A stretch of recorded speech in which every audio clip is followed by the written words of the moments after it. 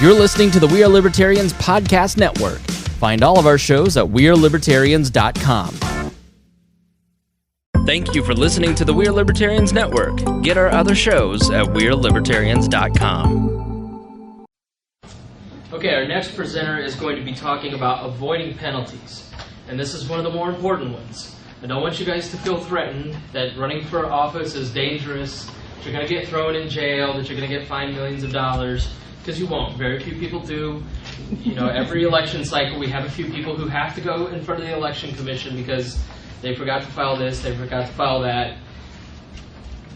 We'll talk about that if that happens, but we want to avoid that because, like Mike Cole said, you don't want to give money that you could have bought flyers, poll cards, T-shirts, and send that to the state election division. So it's a waste of money.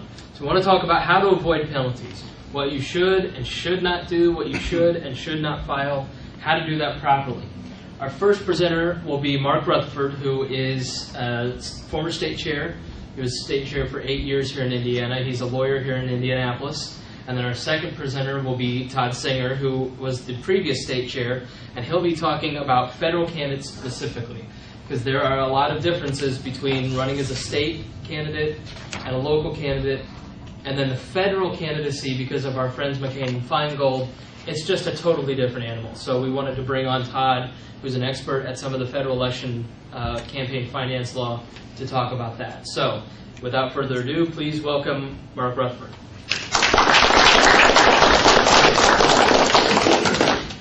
Thank you, Chris. I'm Mark Rutherford with Thrasher, Bushman, Griffith, and Vocal. Glad you're all here. All of you kind of tired, full of pizza, I take it? I want everybody to stand up. Everybody stand up. Get up. Get up. While you're standing up, I want you to remember, I'm Mark Rutherford, Thrasher, Bushman, Griffith, and Vocal, PC. Okay? Now you can sit down. Okay? So now every time that you stand up or sit down, you're going to remember Mark Rutherford, Thrasher, Bushman, Griffith, and Vocal. Now I've done it, it's worth my while to talk to you. It's always worth my while to talk to libertarians. It's wonderful to see a bright, exciting bunch of people who want to be candidates. I also talked to a couple of you who aren't so sure you want to be candidates, but you want to help candidates win. And that's very important. So what I'm going to say right now is the stuff I'm going to talk about is for the 2 or 3 people who aren't going to run. Why are you talking to me, Mr. Rutherford? Well, the reason is you've heard everybody talk about the good advice, your campaign staff. What I'm talking about is what things that the candidates, you as candidates, should have an idea that exists. And you should know that they're there. But you're going to have to get your lawyer friends who may or may not be able to do it for free. Oftentimes lawyers, though, if they like what you're doing, will do it for less.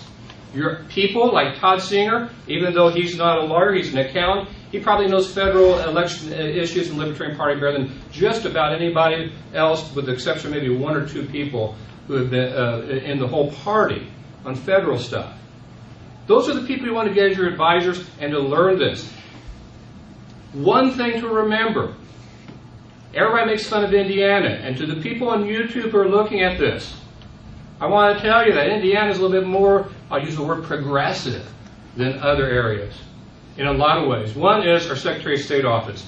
We have a long, long history of both Democrats and Republicans trying to run it as nonpartisan as possible. Sure, they get into their partisan tiffs, but overall, it's very good office with very good resources there. Usually it's accurate, and they have great materials on their website. The materials that you should have all picked up, I hope you did.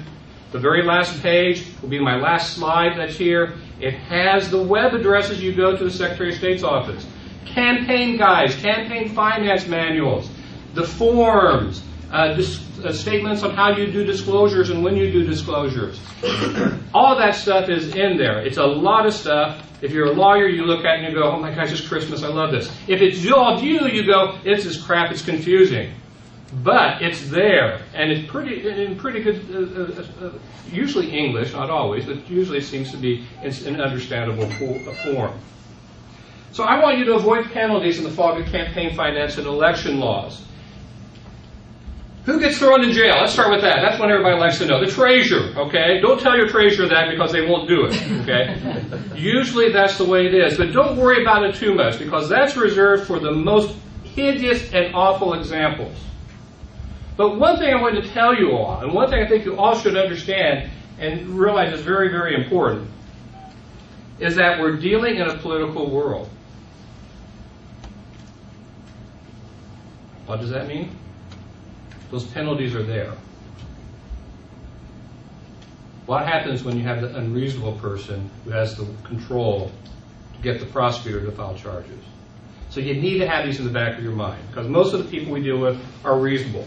We may have our partisan fights with our friends in the Republican and Democrat parties. But you got to remember that sometimes, as you've all seen in the papers and the TV, they get pretty brutal. And being fined, going to administrative hearings, going to court, in my mind, unless planned strategically, doesn't get you votes. So why do you avoid penalties and in the fog of campaign finance election laws? They're not reaching the voters. Let me tell you the converse of this. What if you start picking up steam? What if you're Rex Bell and you're starting to pull in the 30% range? That's when you get people nitpicking the campaign finance laws and filing complaints. Why? Not because you may or may not have broken a gray area in campaign finance law, or even gone so far as clearly broken one, but it's not a big deal, fine, maybe appropriate, whatever. It's because it's diverting you from your task, reaching, talking to voters.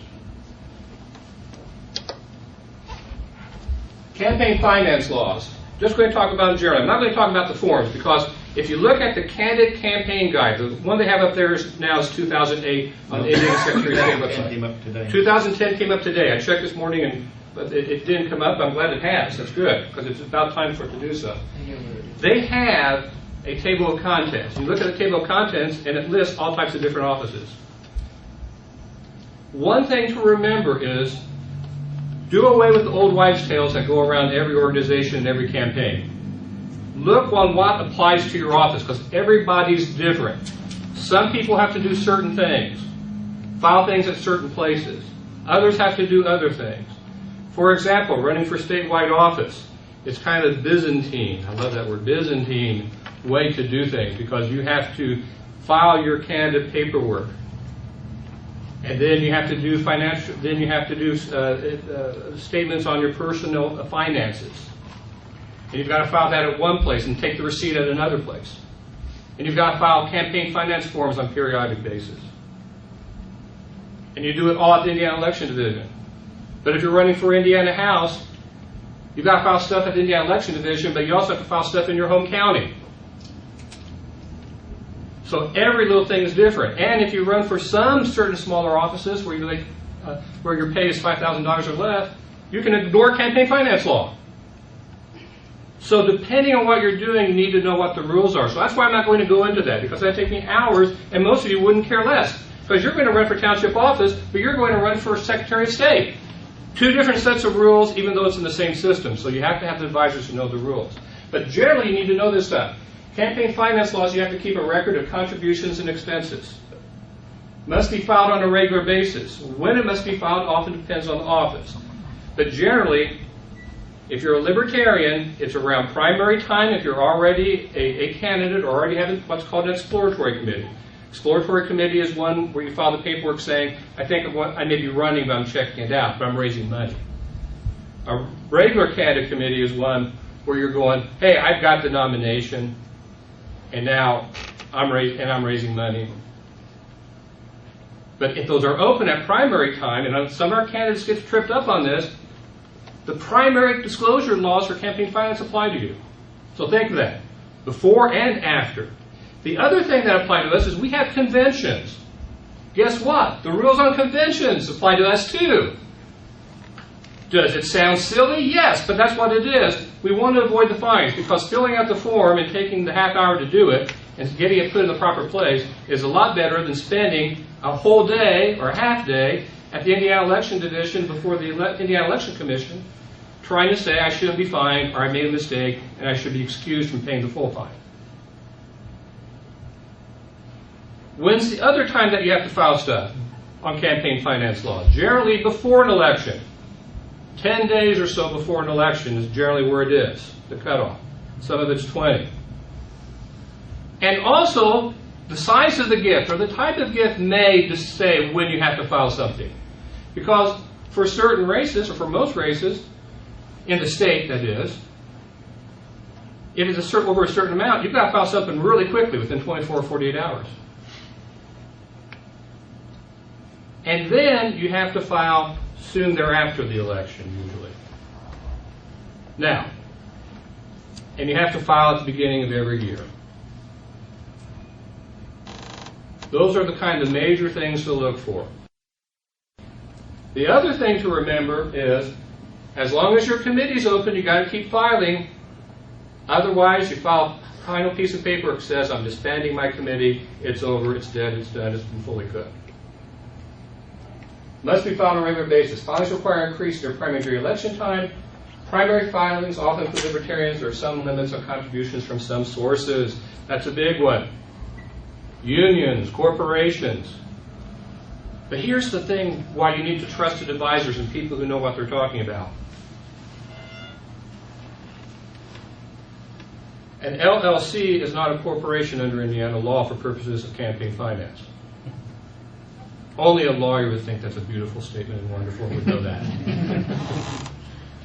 But if you're a normal person, which all of you are, limited liability corporation, it must be a corporation. Well, it's not. Remember that. We're in an Alice in Wonderland world here. Words don't mean what they mean. They mean what the legislature has said and what courts have said, and what administrative agencies have decided that they think they should say. Election laws, exploratory and candidate committees. Those are the type of committees that you have. You must file quickly after raising money to declaring candidacy, whichever comes first. Don't read the statutes, because the statutes say something different. This is how the laws apply. Okay? I've had many Libertarians come up to me and say, I don't need to do this because I haven't spent $100. Forget that. If anybody tells you that, they are probably right. But the law says, the forces of the law say no. So just do that, okay? You don't want to take that fight on unless you really, really want to do that, and that's why you're running, and you want to spend the thousands and thousands of dollars on the court case where you just might win. But I don't think you're going to get any voters doing that. Must be amended when facts behind filings change. Simple one, the treasurer changes. If you have a treasurer, overworked, move, job change, whatever, got sick, you have to do that in a timely manner after that. And also, some offices require financial disclosures of your personal self. Statement of, I forget what it's called, statement of economic, whatever it is. But you have to on some certain offices. Usually it's the statewide offices that you have to do. Now, one thing to remember is that I'm talking about state offices. That's Indiana. Todd's going to be talking about federal offices. And let me tell you one thing about federal offices and state offices. How many of you have a doctorate in federal and state election law? None of you. If you don't have that, I strongly suggest that you do not coordinate state and federal campaigns. Can it be done? Yes. How do you do it? Pay me $230 an hour for the next 10 hours, and I might be able to get you through how to do that.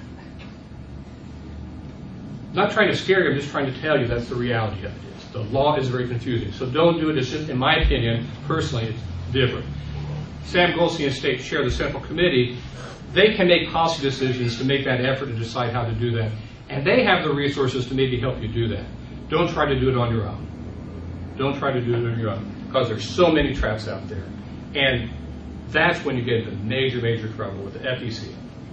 And that's a bad thing, because the FEC thinks finding you $30,000 is not much. Now, what happens if you do not take campaign finance laws seriously? Fines, thrown off the ballot. Get the ballot, get your form wrong. Okay, guess what? I can sue! Yay, yay! We'll get, like Ohio gets, as a decision 2 years after the election that we win, but you really lose. Now, Ohio had no choice. They had to keep suing. Their strategy was the only thing they had left to them. But when we already have ballot access, big deal. You're not going to probably get anything done. That's my opinion. Doesn't help you reach voters. Again, most campaign finance laws have criminal penalty, and they occasionally are invoked. A lot of times you sign forms under the penalties of perjury. You get some aggressive prosecutor who thinks they can make a name out of yourself because you're a fraud because you lied and they can prove you lied on your form, then you're in real big, deep trouble. You don't want to do that.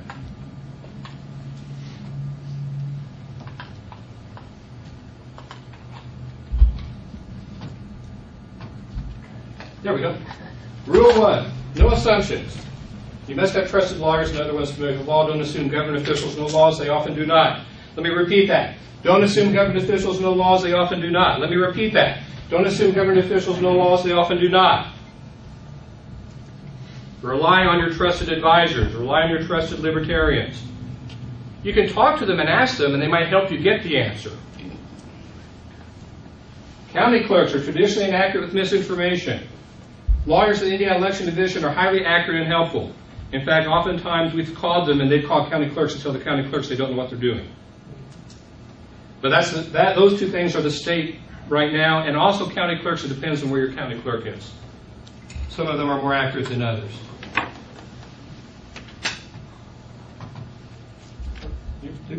Okay, I guess we didn't want to do number 2. Rule 3, you can read Rule 2 later. Proofread, proofread, and proofread. Mark, Yes. you want Oh, I got one up here too. Okay. Our opponents are scared of us and will try to use technicalities to remove you from the ballot.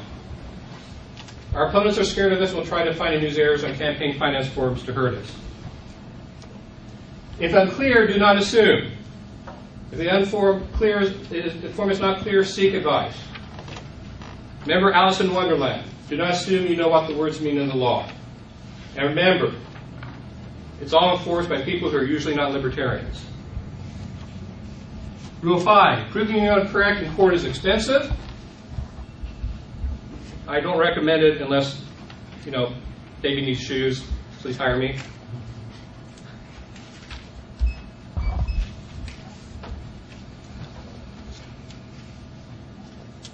Rule 6, ignorance of the law is no excuse, especially if you're not the party in power. Remember that. So you have the responsibility to know what is going on and how it's going on and what's going on.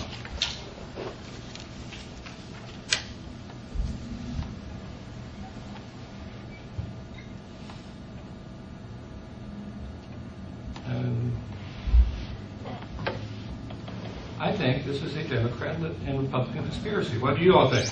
All those who think that, stand up. Stand up. Okay? You think it is? The reason I'm having problems with the bill power? Okay. What did you remember, Thrasher, Bishop, Griffin, Vogel? Very good. I like that. Okay. Actually, I just wanted to see it. Oh, okay. All right. Remember that this is serious business. Do not make it an afterthought. It's not all fun and games. Keep excellent records of finances. That's a very important one. And I've seen many libertarian things here where it's in a shoebox. It's easier to deal with the IRS than it is when you have politicians going after you directly with campaign finance laws and election laws. And one thing that can save you is if your records are great. If you do get a subpoena, if you do get in a mess, if you have to go to a hearing, if you can really prove the paper trail, prove what happened, why you did things, it probably was an innocent mistake and there's no big deal. Probably was maybe no mistake. So keep excellent records. Pause. Sorry. Go ahead. Now, one thing is counter all deadlines. Somebody in your campaign has to do that. Eric, if you're running for county clerk, you just shouldn't do that.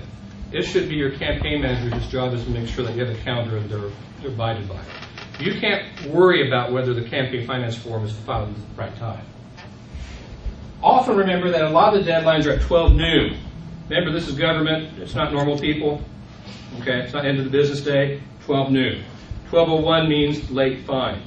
11:59 means on time, in the morning.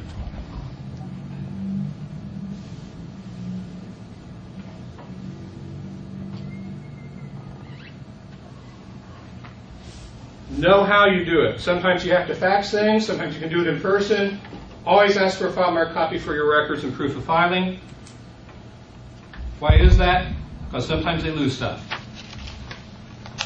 Campaign Rule 8, do not forget campaign disclosure laws. You see the little things on the bottom? Paid for and authorized by the Libertarian Party of Indiana. It's required by law on anything of any significant size. There are things that it's not required on, such as buttons, small stickers, pencils, and bumper stickers. Assume that all printed materials needs a disclosure. There are some exceptions, but just assume that. You're safe. You don't have to deal with these people who are trying to hurt you. Basically, if it's practical to print it, then it should be printed on there.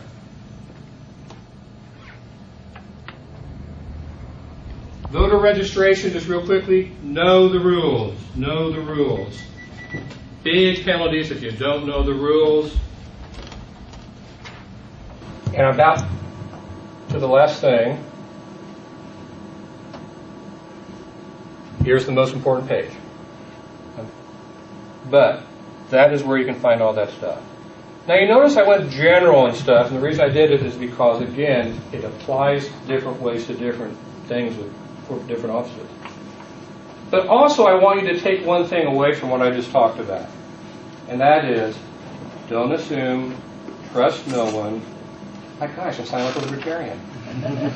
That's the way to do things. But have your trusted advisors figure this out, look at it. The other thing is, people like Sam Goldstein, Tim McGuire, Allison McGuire, Todd Singer, Ed Angleton, we have either the hard way or the easy way to learn a lot of this stuff. Like we talked about the federal election law, because of our friends McCain and Feingold, it's very difficult to navigate those waters. So we have brought on Todd Singer, who, as Mark mentioned, is one of the best federal election law guys in the nation, in the entire Libertarian Party, I should say. I don't want to discredit you, but you might be in the nation here. So, anyways, here's Todd Singer to talk about federal election law. What I usually do, we start off with a training session in general is you guys have all heard the saying, anything worth doing is worth doing well. I think that's a terrible saying. Anything worth doing is worth doing poorly until you learn to do it well. I mean, otherwise you wouldn't start anything, right? You can't do it right off the bat. Well, now I'm going to give you an exception to that rule. Federal Election Commission reporting. You don't want to do it poorly because, as Mark alluded to, there are heavy fines. The county and local races, it's usually not as big a deal as far as the scope, but the feds will hit hard, and they don't even think that they're, like Mark said, $10,000 to $30,000. They just think that's a slap on the wrist, because the kind of money that they deal with is a lot larger than libertarian campaigns are used to raising. In general, and when, of course, federal election, we're talking U.S. Congress, U.S. Senate. If you guys are in a position to run for president or vice president, that would apply. But the trigger is $5,000. If you raise or spend more than that amount, you must file on a federal campaign. You must file with the FEC. Now, in reality, I'm not a lawyer. I'm just an accountant. But the way that I read the law, even if you don't reach that threshold, the FEC can force you to produce the records that you would need to file anyway. So it's a good idea if you're going to run for that to just have the mindset, okay, I've got to follow these rules. I have to keep a copy of all the checks. I can't take more than $50 in cash from any one person, because that's $50 is the maximum for a person. Anything more than that has to be a check, can't be cash. Things like that. They're in the candidate guide, and I would encourage you to get that on the FEC.gov, the website. They've got the good candidate guides out there. Spend some time with them. I'm a slow reader, but an hour or two can get you through the most important things. And did we mention to not coordinate state and federal campaigns? I'm not sure if we mentioned that, but if you got a federal candidate and you got a state and local candidate, do not coordinate between the two, because it's a jumble. It's not going to be worth trying to figure out. Anyone who contributes $200 or more has to be identified along with their address, their employer, and their occupation. And that's the calendar year. So they give you $100, they write you a $100 check in June, then they write you another $100 check in July. You didn't have to report it in June, but now you got to report it in July. You got to report the $100 and the $200 year to date. The other tricky part of the law is what's referred to as federal election activity. And that can come into play with registration. Get out the vote efforts in particular. will qualify for federal election activity if it happens within a certain amount. It's usually 60 days, but it can be any time leading up to a federal. So if you do registration, like Mark said, you wanted to get some legal advice. And with federal election activity, there isn't actually a threshold. If you do any federal election activity, even if you spend the $500, you've got to file with the FEC. We talked about the fines, that they're heavy. And then my general rule is to file paperwork on time. I know that sounds kind of silly, but like Mark said, they've got rules, and if you stay within the rules, you've got a good chance of being okay. If you go out of the rules, their mindset usually is that they have to enforce the rules as written. So if it's a couple minutes late, doesn't matter. If it's a couple minutes late, or if it's a day late, they will consider that a late filing, or it's called non-filing in FEC parlance. So get your filings in on time. With the federal, it's usually at 11:59 p.m. That's usually the deadline. And if you file in paper, you actually can wait up until the day of and then do an overnight. As long as you overnight it on that day, you're still protected. They still consider that to be on time. I mentioned the good resources out at fec.gov, and I think I'm going to cut off at that point because I don't know how many federal campaigns we've got. I know we've got one person at least. But does anybody have questions for Mark or for Todd? I have one for either of you. Could you guys explain in-kind donations and how those Sure. need to be dealt with? In-kind donation is similar. It would be an example. A friend of yours pays for a conference room or a room at a restaurant. So they pay the restaurant $300, and then you have your campaign event there. Even though you didn't collect the money, that's called an in-kind contribution. Somebody contributed to your campaign in kind of an indirect way. So what you do is you report the income and the expense. You report $300 of income and $300 of expense as in-kind. And then you get that person's name and address, employer, occupation, etc. In what instances do they come after the candidate themselves as opposed to the treasurer or the manager? It's just that's how the law is written, and the treasurer is usually on the hook for the most liability, at least from the federal level. Same for the state. It's the treasurer is the one who everything's pointed at the treasurer. The thought process I think behind that is, like Sam mentioned, the candidate's supposed to be talking to voters and asking for money, so it's expected that the treasurer is the one that's going to navigate the campaign finance laws. It's also financial checks and balance. And we'll see. I think we have Ron. Yeah, I know it's kind of a ridiculous question, but we're talking about dealing with the government. So what if someone doesn't have an occupation, retired, housewife? Are those acceptable things to put in that spot? Yeah. So you need to put something down, and it needs to make some sense. Whatever. Russian spy. So Yeah. they have to have something in the You put spot. something, yeah. So you nothing put is something. not acceptable. Nothing's not. That's correct. Okay. No foreign nationals. Now, I know you guys didn't say it, but I got the impression that you can't have federal and state races coordinate. Yes. What about, as far as county parties, I know in the past we've put out like a list of all our candidates in a given year. Do we need to be careful about listing all of the candidates together in one sheet? Well, you always have to be careful. But no, if it's just a county race or just a local race, you're not going to usually run into anything. However, it's always good to keep in mind that, like for 2010, that is a federal election. Because we did that last year. We listed Bob Barr and Wayne Allen Root and If you mention a federal candidate, all bets are off. Now you entered into the just stand it down to pass it on. And I'm not talking about a candidate doing that. I'm wondering about the county party. Because how many of us are involved with the county party here? I mean, yeah, slate. I'll have to get through. I think there actually is a specific issue with slate. Yeah. One of the things I noticed last year was that our friends the Democrats here in Marion County had put out something like that with the slate of all the people in the county that were running, which included the state reps and state senators. Did it include the federal candidates? Yes, It did. Andre was on there. Yes, oftentimes, though, you'll look at that, you'll see that it was issued by the Republican state party or the Marion County party that has an FEC arm of a Republican party. You can, I know this is being videotaped, so from the standpoint of, is there some issues on can you just put a little bit in there? I haven't seen that prosecuted. I have seen it argued that it's okay, it's very minor. I've also seen other people in election law blogs argue that it doesn't matter.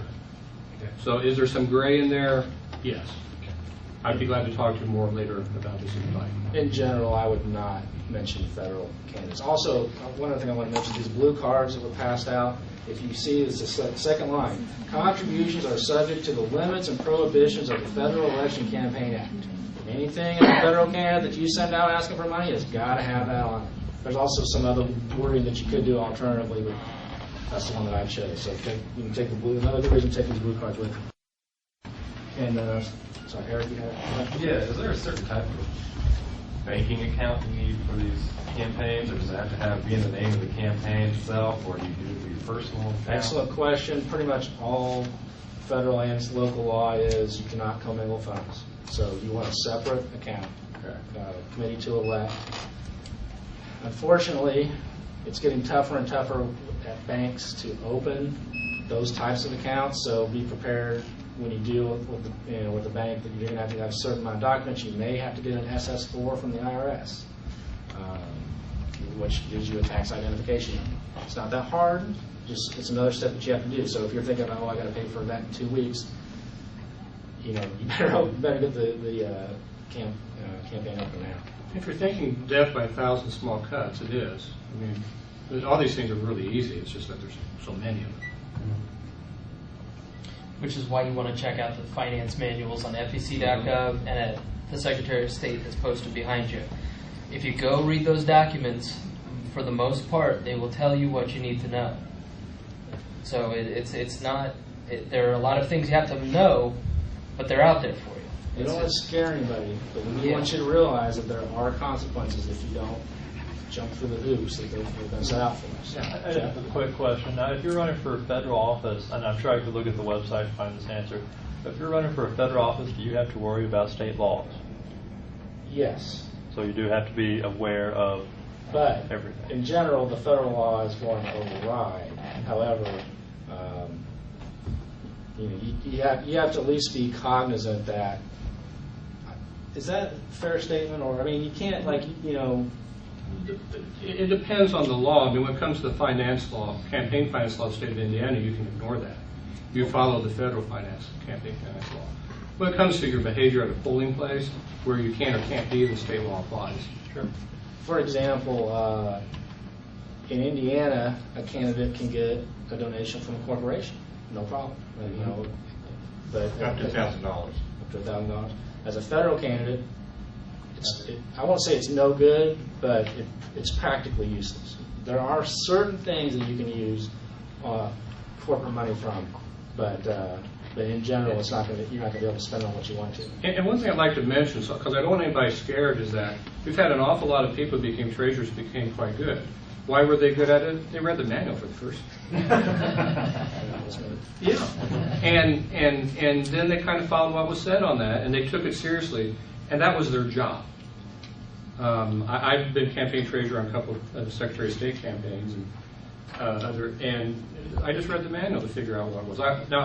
I was a lawyer, so I understood the legalese, and if I didn't understand something, I could go back, look at the statutes and cases to get a better understanding. So I was kind of lucky in those points. But most people, it's just if you just concentrate on it, you'll do very, very well. Just use good practices. Keep records. Follow the laws. Keep deadlines. Things that most businesses have to do all the time.